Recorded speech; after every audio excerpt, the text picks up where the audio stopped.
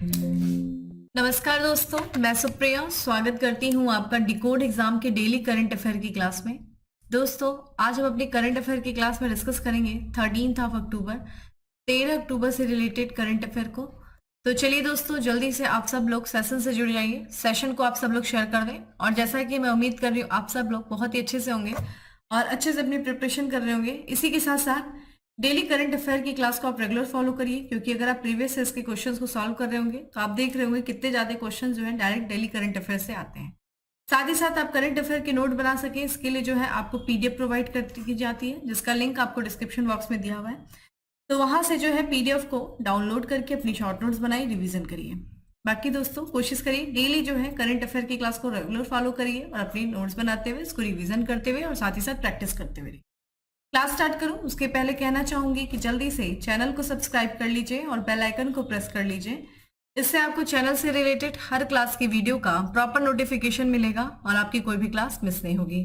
तो स्टार्ट करते हैं अपनी क्लास। तो दोस्तों, आज की क्लास में हमारा सबसे पहला प्रश्न है कि हाल ही में किस देश ने जलवायु परिवर्तन पर 2023 अंतर्राष्ट्रीय सम्मेलन की अध्यक्षता की है। तो देखिए, जलवायु परिवर्तन पर 2023 जो अंतर्राष्ट्रीय सम्मेलन की अध्यक्षता की गई है वो संयुक्त अरब अमीरात के द्वारा किया गया, यानी कि यूएई के द्वारा किया गया है। तो देखा जाए दोस्तों, इस सम्मेलन जो कि COP28 है, ये कॉन्फ्रेंस ऑफ पार्टीज, और यहाँ पे हम बात करें दोस्तों तो यूएई यहाँ पे दुनिया के लगभग जो 46 सबसे कम जो विकसित देश हैं उनके मंत्रियों ने जो है अपनी अपेक्षाओं और प्राथमिकताओं को रेखांकित करते हुए ठीक है एक घोषणा पत्र जारी किया है जलवायु परिवर्तन पर, जिसका नाम है संयुक्त डकार घोषणा पत्र। ये इंपॉर्टेंट है आपके लिए दोस्तों। तो जिस तरीके से जो दुनिया में जो जलवायु परिवर्तन हो रही है उसका सबसे ज्यादा जो सामना किया जा रहा है वो कम विकसित देशों के द्वारा किया जा रहा है। तो उनकी जो अपनी अपेक्षाएं हैं विकसित देशों से, ठीक है, और जो प्राथमिकताएं उनको रेखांकित करते हुए एक जो है घोषणा पत्र को जारी किया गया है, डकार घोषणा पत्र को। और यहाँ पे जो है इसमें बात आह्वान क्या किया गया है कि जो तेजी से जो 1.5 डिग्री सेल्सियस तक जो पहुंच रही है ग्लोबल वार्मिंग, उस सीमा को देखा जाए संबोधित करने के लिए तत्काल क्या किया जाए, वैश्विक उत्सर्जन में कटौती का आह्वान किया गया है। ठीक है, तो यहाँ पे जो ग्लोबल वार्मिंग की जो सीमा है दोस्तों उसको कम करने के लिए, ठीक है, जिससे कि जलवायु परिवर्तन जो हो रहा है, ठीक है, ग्लोबल वार्मिंग, तो इसकी जो है सीमा को कम करने के लिए तत्काल जो है एक वैश्विक उत्सर्जन जो हो रहा है उसकी कटौती की जाए, इसमें आह्वान किया गया है। विकसित देशों में देखा जाए तो विकसित देशों से सार्वजनिक अनुदान आधारित जो है वित्त पोषण के माध्यम से 2025 तक वितरित अनुकूलन वित्त को कम से कम दोगुना करने के लिए एक स्पष्ट रोड मैप प्रस्तुत करने का आग्रह किया गया है। ठीक है, इसके माध्यम से जलवायु वित्त पर देखा जाए एक सामूहिक परिमाणित लक्ष्य को वर्तमान जो है 100 मिलियन प्रति वर्ष की सीमा से अधिक नए और अतिरिक्त संसाधन प्रदान किए जाने चाहिए। ठीक है, तो एक तरीके से जो है जो विकसित देश है दोस्तों वो उनको जो है जो कम विकसित देश है उनको एक तरीके से जो जलवायु परिवर्तन का जो उन्हें सामना करना पड़ रहा है उसके लिए उनको वित्त पोषित किया जाए, किसके द्वारा, विकसित देशों से। ये आह्वान किया गया है कम विकसित देशों के द्वारा। ठीक है, ये चीज ध्यान रखिएगा। चलिए अगले प्रश्न की तरफ बढ़ते हैं, उसके पहले कुछ और भी चीजें बात कर लेते हैं। दोस्तों, जैसा कि आपको पता है, हमने अपनी कुछ पिछली क्लासेस में डिस्कस किया था कि तंजानिया की जो राष्ट्रपति हैं डॉक्टर सामिया सुलू हसन, जो कि वो भारत के 4 दिवसीय यात्रा पे थी और इस दौरान जो है उनको एक अवार्ड से सम्मानित किया गया, एक मानद जो है उपाधि से सम्मानित किया गया, डॉक्टरेट। तो ये जो है जवाहरलाल नेहरू के द्वारा जो है जो विश्वविद्यालय है जवाहरलाल नेहरू विश्वविद्यालय, उसके द्वारा जो है डॉक्टरेट की मानद उपाधि से सम्मानित किया गया है किसे, जो तंजानिया की राष्ट्रपति हैं डॉक्टर सामिया सुलू हसन को।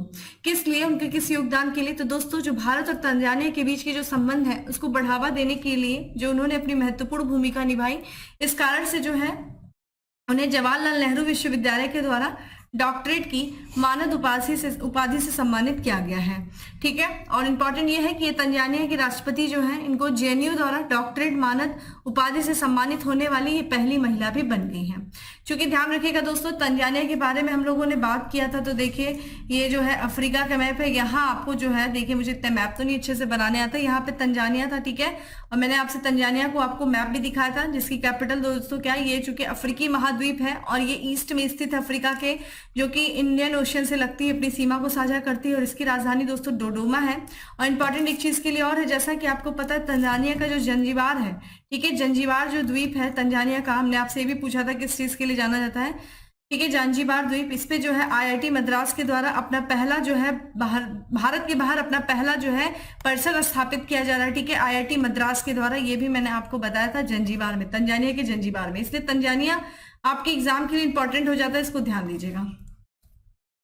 अगला प्रश्न है दोस्तों कि किस राज्य सरकार ने युवा मोबाइल एप्लीकेशन और प्रयाग पोर्टल लॉन्च किया है? तो युवा मोबाइल एप्लीकेशन और प्रयाग पोर्टल लॉन्च किया गया है उत्तराखंड के मुख्यमंत्री के द्वारा। तो यहाँ पे जो उत्तराखंड की राज्य सरकार है दोस्तों, उसने देखा जाए तो युवा उत्तराखंड मोबाइल एप्लीकेशन लॉन्च किया है। किस उद्देश्य से? जो राज्य के युवा हैं उनको सशक्त बनाने के उद्देश्य से। साथ ही साथ वहां के मुख्यमंत्री जी ने, ठीक है, पुष्कर सिंह धामी जी ने, देखा जाए दोस्तों तो युवा उत्तराखंड मोबाइल एप्लीकेशन के अलावा प्रयाग पोर्टल को भी लॉन्च किया है। ये जो अभिनव ऐप है दोस्तों, इसका प्राथमिक उद्देश्य क्या है? जो राज्य के बेरोजगार युवा हैं दोस्तों, उनको यहाँ पे स्वरोजगार के अवसरों के बारे में बहुमूल्य जानकारी प्रदान करना, ये इसका बेसिकली इनका इस मोबाइल एप्लीकेशन का उद्देश्य है। ठीक है, तो ध्यान रखिएगा, जो है वहां के जो युवा हैं उनको सशक्त बनाने के उद्देश्य से उत्तराखंड की सरकार ने, ठीक है, ध्यान रखिएगा, युवा उत्तराखंड मोबाइल एप्लीकेशन और साथ ही साथ दोस्तों प्रयाग पोर्टल का उद्घाटन किया है। अगला है, इसी के साथ साथ बात कर लेते हैं एक और योजना के बारे में जो कि महाराष्ट्र सरकार के द्वारा शुरू की गई है। तो महाराष्ट्र सरकार की योजना है दोस्तों लेक लड़की यानी कि प्यारी बेटी योजना, इसको मंजूरी दे दिया गया है। तो ये भी ध्यान रखिएगा, ये प्यारी बेटी योजना जिसे हम मराठी भाषा में लेक लड़की कहते हैं, इस योजना को मंजूरी दिया गया है। और इस योजना की जो घोषणा की गई थी वो इसी वित्त वर्ष जो राज्य का वित्त जो है बजट है उसमें जो है घोषणा की गई थी इस योजना के बारे में। इस योजना, देखिए, सबको नहीं ये योजना का लाभ मिल सकेगा। ध्यान रखिएगा, जो राशन कार्ड होता है, जो बेसिकली जो पीले और केसरिया रंग के जो राशन कार्ड धारक होते हैं, उन्हीं के परिवार के लड़कियों को, बच्चियों को इस योजना का लाभ मिलेगा। और ये योजना जो कि 1 अप्रैल 2023 के बाद से जितने भी जन्म लेने वाली लड़कियां हैं उन पर लागू किया जाएगा। इसके अंतर्गत देखिए क्या होगा, जो गरीब परिवार की लड़कियों को लगभग 1 लाख रुपए की वित्तीय सहायता प्रदान की जाएगी लेक लड़की योजना के तहत। ठीक है, अगला है, हिंद महासागर रिम एसोसिएशन की 23वीं मंत्रिपरिषद की बैठक कहाँ आयोजित की गई दोस्तों? तो ये किया गया है श्रीलंका के कोलंबो में। जल्दी से वीडियो को भी शेयर करते रहिए दोस्तों, साथ ही साथ कमेंट बॉक्स में आंसर करते रहिए। तो हिंद महासागर रिम एसोसिएशन की जो 13वीं मंत्रिपरिषद की बैठक आयोजित की गई है वो कोलंबो में किया गया है। ठीक है, और इस अवसर पे जो है श्रीलंका ने बांग्लादेश से अध्यक्षता ग्रहण किया है। तो इसके पहले जो है हिंद महासागर रिम एसोसिएशन की जो अध्यक्षता की जा रही थी वो बांग्लादेश के द्वारा किया जा रहा था। अब अगले 2 वर्षों के लिए जो है इसकी अध्यक्षता की जाएगी किसके द्वारा? श्रीलंका के द्वारा। तो जो श्रीलंका है दोस्तों 2023 से 2025 तक इस एसोसिएशन की अध्यक्षता करेगा। और साथ ही साथ भारत की बात करें दोस्तों तो भारत भी जो है अगले 2 वर्षों के लिए इस एसोसिएशन का उपाध्यक्ष रहेगा। ठीक है, तो उपाध्यक्षता किसके द्वारा जो है की जाएगी? वो भारत के द्वारा। अध्यक्ष कौन होगा दोस्तों? श्रीलंका होगा। अगर हम बात करें इंडियन ओशियन रिम एसोसिएशन का जो दृष्टिकोण है किसके द्वारा लेके आया गया था दोस्तों? तो जब 1995 की बात है दोस्तों, जो दक्षिणी अफ्रीका के जो समय के राष्ट्रपति थे नेल्सन मंडेला, जब वो भारत की यात्रा पे आए थे तो उन्होंने जो है इस तरह के एसोसिएशन की स्थापना के बारे में जिक्र किया था। उन्होंने ये कहा था कि इतिहास और भूगोल के तथ्यों की प्राकृतिक प्रेरणा की अवधारणा के अवलोक में सामाजिक आर्थिक सहयोग हेतु हिंद महासागर क्षेत्र के देशों को खुद को मजबूत बनाना चाहिए। ये बात उस समय जो है नेल्सन मंडेला ने कहा था कि जितने भी हिंद महासागर से लगे हुए देश हैं वो आपस में एक दूसरे के साथ मिल करके अपने आप को वो क्या करें, सामाजिक आर्थिक सहयोग देते हुए एक दूसरे को मजबूत करें। ठीक है, एक दूसरे का सहयोग करें। इस दृष्टिकोण से ये जो है इनका ये दृष्टिकोण था। और उसी के बाद से देखा जाए 1995 में, मार्च 1995 की बात है दोस्तों, हिंद महासागर रिम एसोसिएशन के इनिशिएटिव की स्थापना की गई। और उसी के ठीक है 2 वर्षों बाद मार्च 1997 में हिंद महासागर रिम एसोसिएशन, ठीक है, का मार्ग प्रशस्त हुआ। और उस समय इसे किस नाम से जाना जाता था? तो ये जो है क्षेत्रीय सहयोग के लिए हिंद महासागर रिम एसोसिएशन के नाम से उस समय जाना जाता था, जो कि हिंद महासागर रिम एसोसिएशन वर्तमान में इसका नाम है। अगर हम वर्तमान में इसमें सदस्यों की बात करें तो 23 सदस्य देश है और साथ ही साथ 11 जो है संवाद भागीदार रिम एसोसिएशन में है। ठीक है, इंडियन ओशियन रिम एसोसिएशन में शामिल है। तो कुछ और भी तथ्य है क्योंकि हम लोगों ने कल इसके बारे में थोड़ा सा फैक्ट्स ऑफ द डे में देखा था, अब उसके बारे में अच्छे से हम लोगों ने देख लिया। इंडियन रिम एसोसिएशन, ठीक है, इंडियन ओशियन रिम एसोसिएशन क्या है, कब आया अस्तित्व में, किसके द्वारा ये जो है इस तरह का एसोसिएशन बनाए रखने का प्रस्ताव रखा गया था, ये सारी चीजें हम लोगों ने देखा। ठीक है, अगला प्रश्न है जो कि सूची से है कि हाल ही में जो है हुरून इंडिया रिच लिस्ट 2023 जो है जारी किया गया और इस लिस्ट के अनुसार सबसे अमीर व्यक्ति कौन है, भारतीय अमीर, ठीक है, सबसे अमीर भारतीय कौन है, तो ध्यान रखिएगा ये है दोस्तों रिलायंस इंडस्ट्री के चेयरमैन दोस्तों मुकेश अंबानी। तो हाल ही में देखा जाए दोस्तों यहाँ पे जो है 2023 के लिए 360 one wealth Hurun India rich list जो है जारी की गई है और इसके अनुसार देखा जाए जो रिलायंस इंडस्ट्री के चेयरमैन है मुकेश अंबानी, ठीक है, उन्होंने जो है जो गौतम अडानी है जो कि अडानी समूह के, ठीक है, प्रमुख हैं, उनको जो है पीछे छोड़ दिया है और भारत के सबसे अमीर व्यक्ति का खिताब हासिल कर लिया है। किसने दोस्तों, तो ध्यान रखिएगा रिलायंस इंडस्ट्री ने।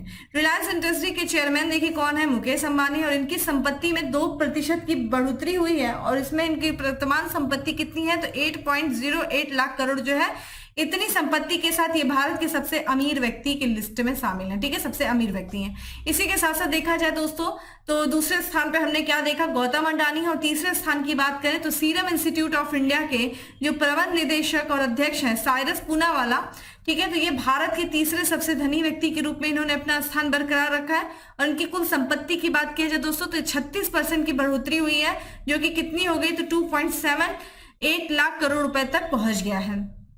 वहीं चौथे स्थान की बात करें तो HCL टेक्नोलॉजी के जो संस्थापक और चेयरमैन हैं शिव नादर, ठीक है, ये चौथे सबसे अमीर जो है भारतीय रूप में अपनी स्थिति को बनाए रखे हैं।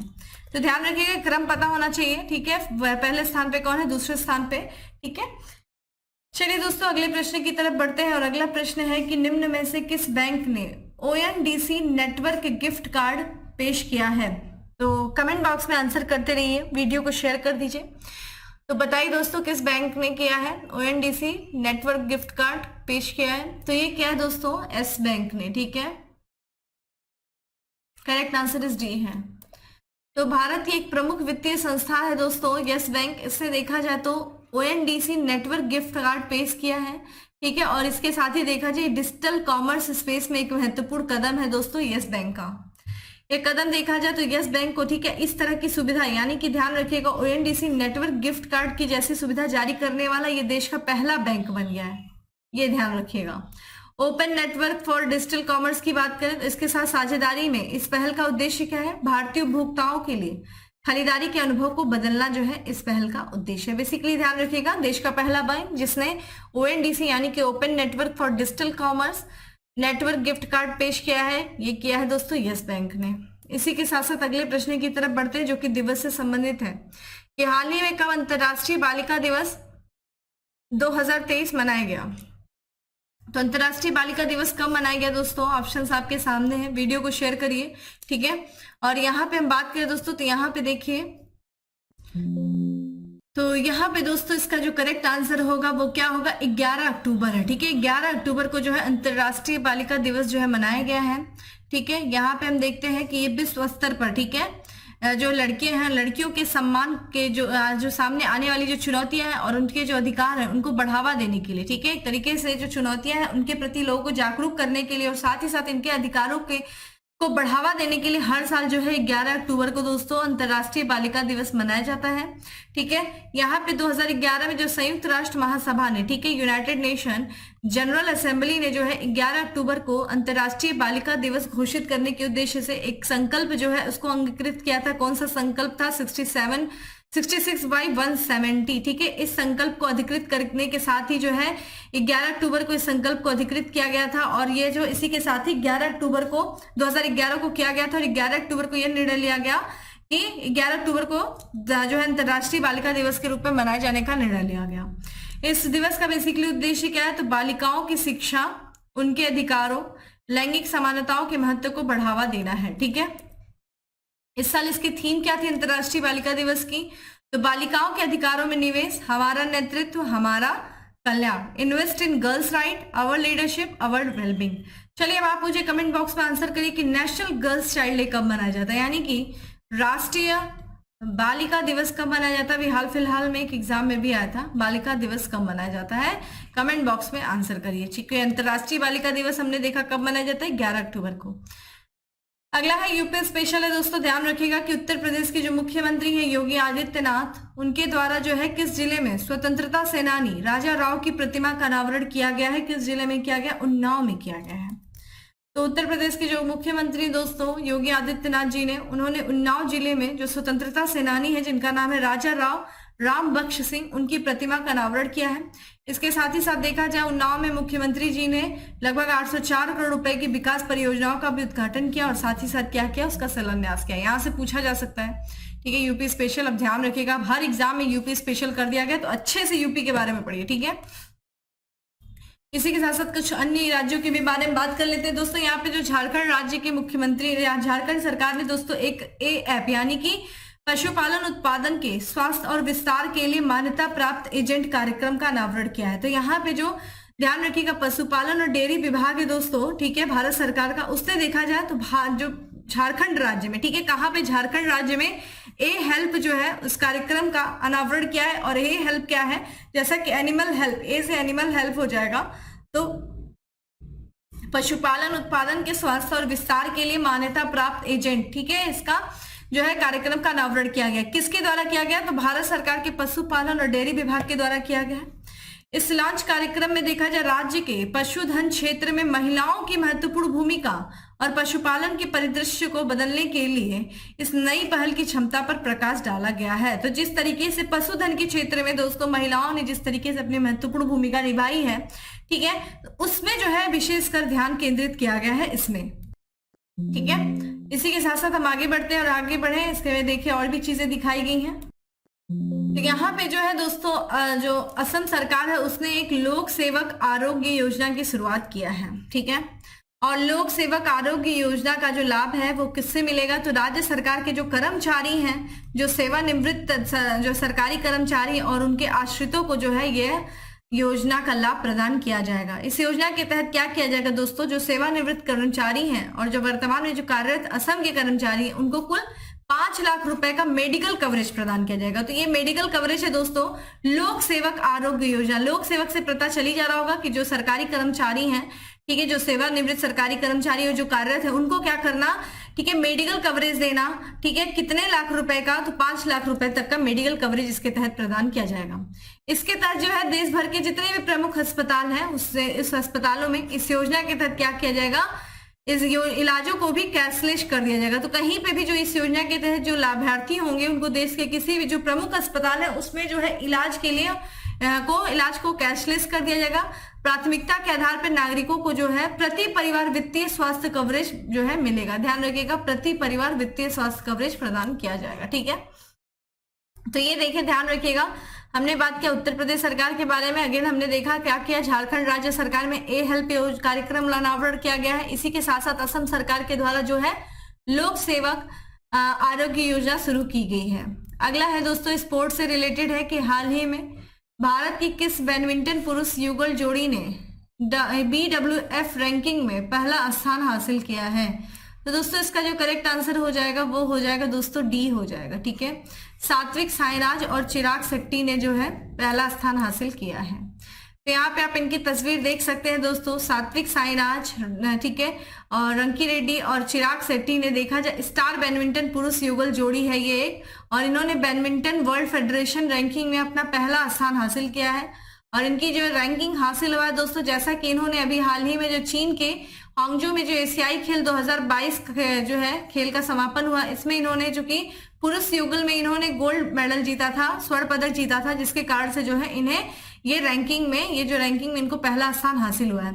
सात्विक साईराज और चिराग शेट्टी ने इस साल जो है 18 टूर्नामेंट में कितने अंक जुटाए हैं मिलकर के, तो 92,411 अंक जो है जुटाए, ठीक है। इसी के साथ साथ एक और भी बात कर लेते हैं दोस्तों। देखिए यहाँ पे जो भारतीय हॉकी टीम के जो पुरुष भारतीय हॉकी टीम के दोस्तों कप्तान हैं, जिनका नाम है पवन सहरावत, जिन्हें आम जो लोग बोलते हैं क्या बोला जाता है, जिन्हें हाई फ्लायर, ठीक है। अभी हाल ही में देखिए प्रो कबड्डी लीग के जो है वहां पे ऑक्शन किया गया है, उसमें सबसे महंगे जो है खिलाड़ी ये बने हैं, सबसे महंगे जो है महंगी में इनको खरीदा गया है। और इनको देखा जाए जो किसने खरीदा है, यहाँ पे पवन कुमार सहरावत को जो तेलुगु टाइटंस ने खरीदा है 2.60 करोड़ रुपए में खरीदा है।